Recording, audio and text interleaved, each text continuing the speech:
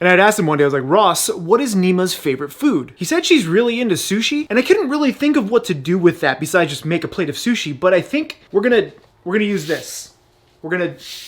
Yeah, that'll work. We'll use the shirt.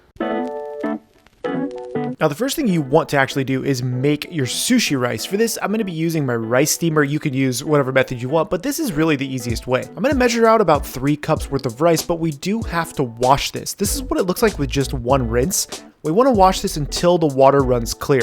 You agitate the rice just a little bit to kind of get all those impurities out. And once the water does look clear, we're gonna let this soak for about 30 minutes. After about 30 minutes, I actually had to remove some of the rice because it ended up blooming just a little bit more than I thought it would. So after getting the right amount, we do the finger method right up to the first knuckle to make sure we have the right amount of water. Now we're gonna cook that until it's ready.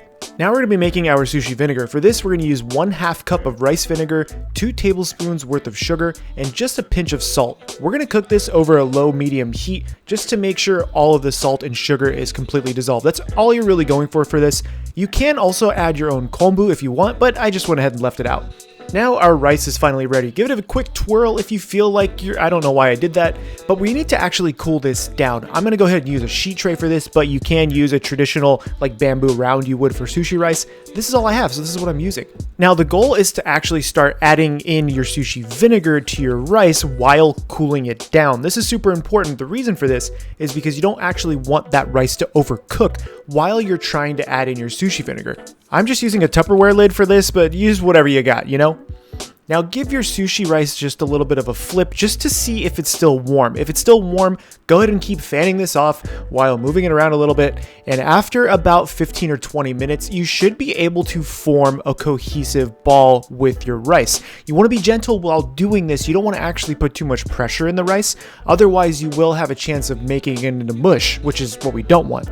This is really beautiful. I was really happy with this. Actually, this is probably some of the best sushi rice I've made in a long time. The granules were there and it stuck together.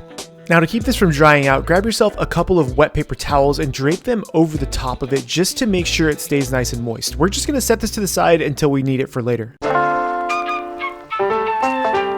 I absolutely love tamagoyaki with my sushi, so we're gonna almost knock over this bowl and we're gonna crack in about 13 eggs. Yes, I'm doing 13 eggs simply because I have a very big pan, so it has to be worthwhile. To the eggs, we're gonna add 1 tablespoon of mirin, 1 teaspoon worth of salt, and we're just gonna beat these pretty well until they're nice and soft. You wanna make sure you do beat these for a while just so that way you can actually run these through a strainer, and when you run it through the strainer, you're gonna catch any rogue shells. Now to finally cook this thing, we're gonna use a greased tamagoyaki pan and add in 1 ladle, about 4 ounces worth of egg to this. As that egg cooks, you're gonna flip it towards you and then fail at flipping it away from you because I'm still really trying to learn this method. I don't know why I can't figure it out, but you're gonna continue to add egg as each layer cooks. Once it's done, you're actually gonna keep this over a low heat and press this with 2 spatulas, then let it cool down in the pan for about 10 minutes. This is gonna help let it set.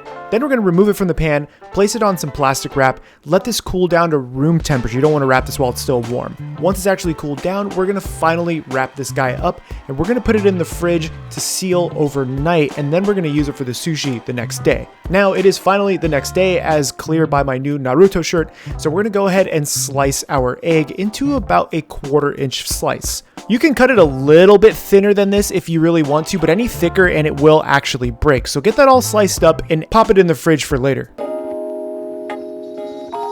So now for the fish and stuff. For this, I have some barbecued eel, some yellowtail, and some really beautiful tuna. Starting with the tuna, I went ahead and sliced it like I would for normal nigiri, but the thing is that it's just a little bit too long, so I went ahead and cut that piece in half. There's a reason for this, but we're gonna go ahead and cut that entire log in half and then finally start cutting our little pieces of fish. This is gonna make a big difference when we actually start assembling the Nima-verse sashimi sushi platter thing. I don't know where we're going with this. So once you have all of your tuna cut, we're gonna go ahead and pop this in some plastic and then wrap it really well and place it into a pan so we can use it later. We're gonna do the same thing with the yellowtail, kind of get the same cuts that we had with the tuna, wrap that in plastic, keep it really fresh, and then move on to the eel. This eel from Wajimaya is cooked already, so we're just gonna, we're gonna give it a taste because it is delicious. But we're gonna slice this about the same size as the tuna and the yellowtail. You know the drill. Pop this in your plastic, wrap it up, and we're gonna pop this entire thing in the fridge so we can assemble it later.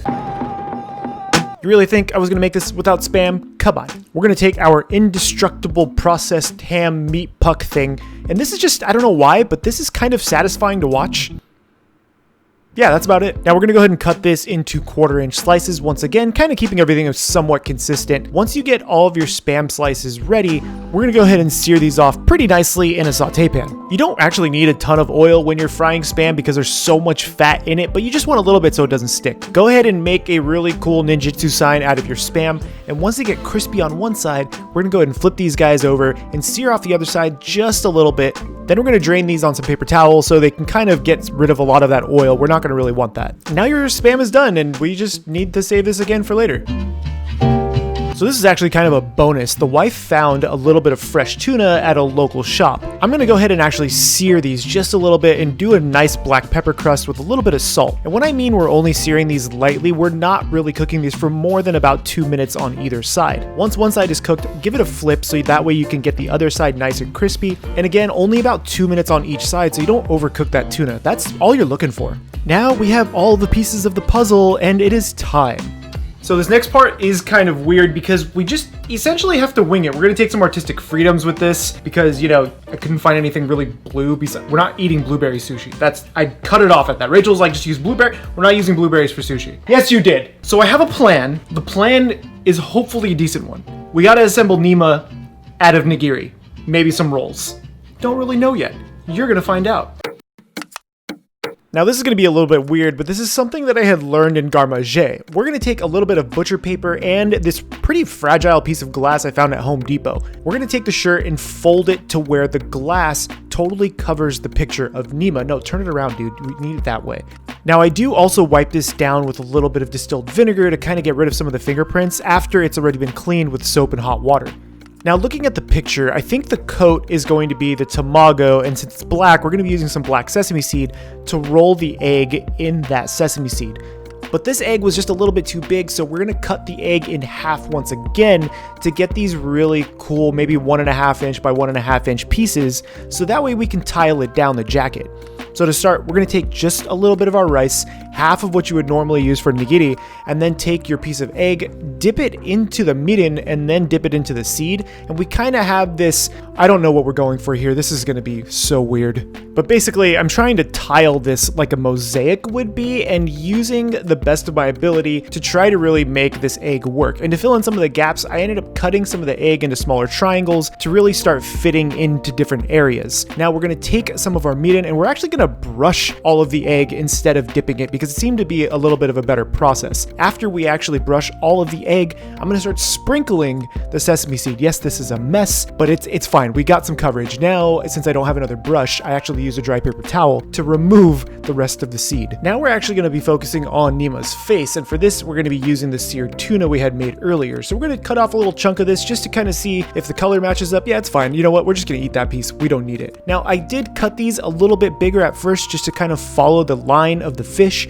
but I did again cut these in half again, so that way we can kind of tile them around her face. This is going to let it be consistent with the rest of the sushi we're making, so take a little bit of rice and make your nigiri rice ball, and then place your piece of fish right on top of that. We're going to continue this process until we kind of fill out her face while adding in the little gemstone and then some really creepy alien looking eyes. Like, what is happening? I ended up using all of that tuna for the face and then rolling some of the tuna in togarashi for some of the darker parts of the skin, and then using that togarashi for a really creepy smile. Now, I hadn't planned on actually making rolls for this, but I thought they would fit really well for the hair. So I'm going to go ahead and slice up a little bit of fresh cucumber and make some cream cheese logs out of some leftover cream cheese I had. Now we're going to take our rolling mat and add our rice to that. And since I didn't have the right size nori sheets, I went ahead and just cut some up. It's fine. This is for us at this point. This is for us. We're going to add in a little bit of our cucumber, followed by some of our cream cheese logs. And then I have this really, really nice smoked cold salmon from a local shop. We're going to layer some of that right on top after this. I don't know what's happening anymore. What is that face? So layer on some of your smoked salmon right on top of your cream cheese and cucumber, and then we're going to bring the bottom towards the top of your rice roll. You want to give this a nice firm press to even everything out, and then you have this really, really nice roll. Get a little bit of water on your knife. This is going to help cut that sushi roll. And I will admit, this looks pretty solid. Go ahead and slice up all of your roll. You should get about 10 pieces out of this, and then we're gonna remove the platter from the fridge. Yes, I had to make space for it so it stayed cool. And then we're gonna give Nima her little bit of a haircut, I guess. Not a haircut, extensions. We actually made 2 of the same rolls for this to give Nima her full, dawning, beautiful hair. And Rachel removed some of the tamago in favor of some of the tuna because it's tuna. We want it.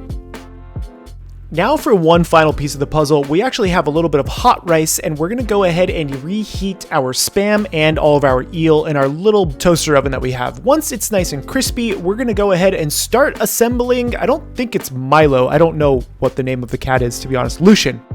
This is so stupid.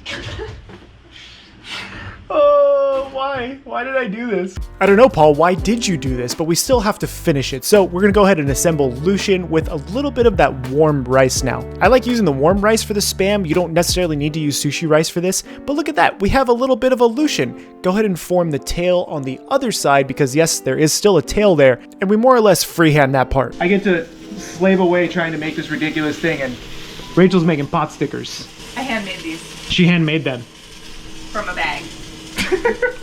While Rachel's finishing the appetizer, I'm gonna go ahead and finish off Lucian with a little bit of eel right on the tail and then the Spam on the body, and we just went ahead and cut these up with scissors, just try to make it fit. And there it is. There's Nima in all of her sushi glory, mostly nigiri, just a little bit of a roll.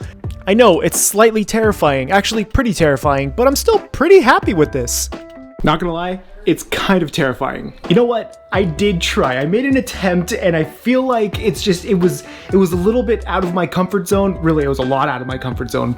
The sushi actually came out really nice. It's the execution of the actual like artwork that I'm, on the fence about. But I mean, it's not, please don't break, it's not half bad. So Ross, congrats on the new book coming out for Nima. I'm excited to get my own copy. I can't wait to get it. And I've been a fan of your stuff for so long. I wanted to do a little bit of a tribute. Unfortunately, I can't share with you. So the wife and I are gonna grab some sake, have this giant platter of sushi, and probably pass out very quickly. My name is Chef PK. I hope you had some fun today. Get subscribed, and remember, keep playing with your food. Just